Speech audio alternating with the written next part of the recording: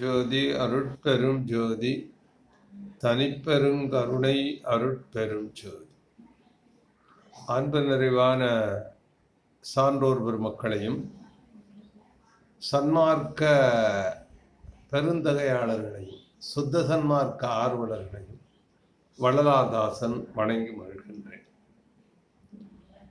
வள்ளலார் காட்டும் சுத்த சன்மார்க்கம் என்ற நிலையிலே நாம் இப்பொழுது சிந்தித்துக் கொண்டிருக்கின்றோம். நான் மட்டும் சொல்வதுதான் வள்ளலார் காட்டும் சுத்த சன்மார்க்கமா, என்னுடைய சிந்தனை மட்டும்தானா என்றால் இல்லை. அவரவர்கள் நிறைய சிந்தனை செய்து கொண்டிருக்கிறார்கள். என் அளவிலே தெரிந்ததை நான் சொல்லுகிறேன்.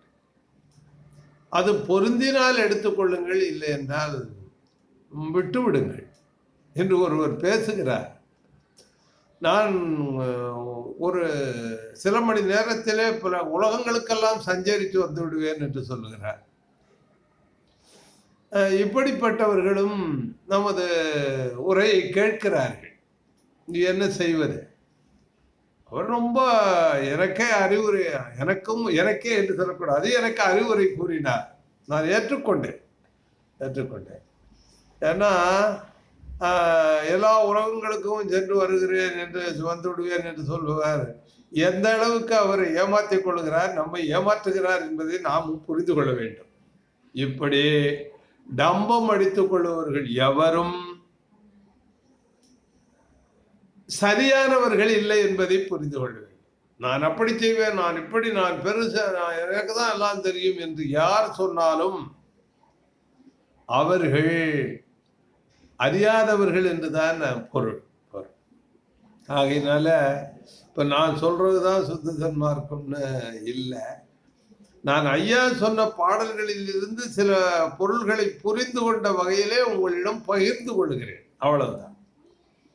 அதனால இப்போ சுத்த சன்மார்க்கம் என்ற சுத்தம்னா என்னங்கிறத பற்றி தான் நம்ம சிந்தித்து கொண்டிருக்கின்றோம். அந்த சுத்தம் என்பது எல்லா இந்த சமய மத ஆச்சாரங்கள், சடங்குகள், சம்பிரதாயங்கள் எல்லாவற்றிலும் இருந்து விடுபடுவதுதான் சுத்த சன்மார்க்கம். அதை வைத்துக்கொண்டு, அந்த சமயத்திலே பற்று வைத்துக்கொண்டு, மதத்திலே பற்று வைத்துக்கொண்டு இதையும் பற்றினால் அது ஆத்தில் ஒரு கால் சேத்துல ஒரு கால்னு சொல்லுவாங்கள்ல, அது மாதிரி தான் ஆகும்.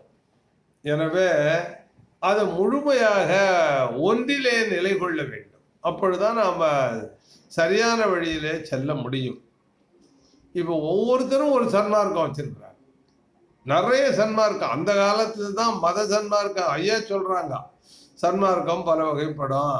அது மத சன்மார்க்கம், சமய சன்மார்க்கம், சடாந்த சன்மார்க்கம், இவைகளுக்கெல்லாம் அந்தம்தான், முடிவுதான், நிறைவுதான் சமர சுத்த சன்மார்க்கம் என்று சொன்னார்கள். ஆனால் இப்போ பார்த்தோம்னா எவ்வளவு சன்மார்க்கம் இருக்கிறது, எவ்வளவு நினைத்து பார்த்தாலே மலைப்பு வருகிறது. ஒவ்வொருவரும் ஒரு மாதிரியான சன்மார்க்கம். அன்னதான சன்மார்க்கம், பஜன சன்மார்க்கம், தனித்தனி பிரிவு சன்மார்க்கம், அந்த குரூப்பீசம். ஒருத்தர் குரூப்புக்கு அடுத்த ஒருத்தர் குரூப்பை ஒத்துக்க மாட்டாங்க. அது மாதிரி குரூப்பு சன்மார்க்கம், தனித்தனி பிரிவு சன்மார்க்கம், அரசியல் சன்மார்க்கம், அந்த அரசு கட்சி சார்ந்த சன்மார்க்கம், இப்படி பல வகையிலே அவரவர்கள் ஒரு சன்மார்க்கத்தை நடத்தி கொண்டிருக்கிறார்கள். இப்படி நடத்தி கொண்டிருந்தால் நாம் எப்படி சுத்த சன்மார்க்கத்தில் பயணிக்க முடியும்? பயணிக்க முடியாது. மரணமில்லா பெருவாழ்வு அடையலாம்ங்கிறது மட்டும் கேட்கிறோம். ஏன் அடைய முடியவில்லை என்றது பற்றி நாம் சிந்திக்கிறோம்.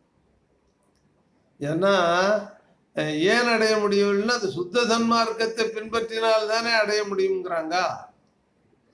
அப்ப சுத்த சன்மார்க்கத்தை பின்பற்றாம மற்ற எந்த வழியை பின்பற்றினாலும் அடைய முடியாது. இப்ப ஒரு உதாரணத்துக்கு ஒன்னொன்னா பார்த்துக்கிட்டு போவோமே, அன்னதான சன்மார்க்கம். இப்போ சன்மார்க்கம் என்பதை அன்னதானத்தை மட்டுமே வைத்திருக்கிறாங்க. இப்போ சன்மார்க்கம்னா வள்ளலாறுனா அன்னதானம் பண்ணுறது தான் அப்படின்னு வச்சுருக்காங்க. இப்போ இந்த அன்னதானம் செய்வதனாலே யாரும் மரணமில்லா பெருவாழ்வு நித்திய வாழ்வை பெற முடியாது, பெறல. ஏன்னா இது வரைக்கும் ஐயா கல்பட்டை ஐயா கிட்ட ஒப்படைச்சு போனாங்க. அந்த கட்டமுத்துப்பாளையம் நல்லா நைனார் செஞ்சுக்கிட்டு இருந்தாங்க. அவங்கெல்லாம் 30 வருஷம் 40 வருஷம் 28 வருஷம் 30 வருஷம் அன்னதானமே செஞ்சுக்கிட்டு இருந்தாங்க அங்கே சபையில் இருந்து. எல்லாம் சமாதானம் நடந்தாங்க, நித்திய வாழ்வு அடையலை. எந்த ஒரு நிலையும் அவங்க எட்ட முடியலை. ஆனால் இதெல்லாம் தப்பா? அப்போ அது அன்னதானம் செய்யப்படாதா? என செய்ய வேண்டும். அன்னதானம் செய்வதனாலே புண்ணியம் சேரும், நல்ல பிறப்பு கிடைக்கும், மறுமை வாழ்வு, மறு ஜென்மத்தில் நல்ல வாழ்வு, நல்ல சௌக்கியமாக இருக்கலாம். இந்த இகலோக வாழ்வு என்பது வேறு, அருள்நிலை வாழ்வு என்பது வேறு. அதை நம்ம நல்லா ஆழ சிந்திக்கணும். அப்போ இகலோக வாழ்வும் அருள்நிலை வாழ்வு என்ன என்பதை பற்றி நாளைக்கு பார்ப்போமே.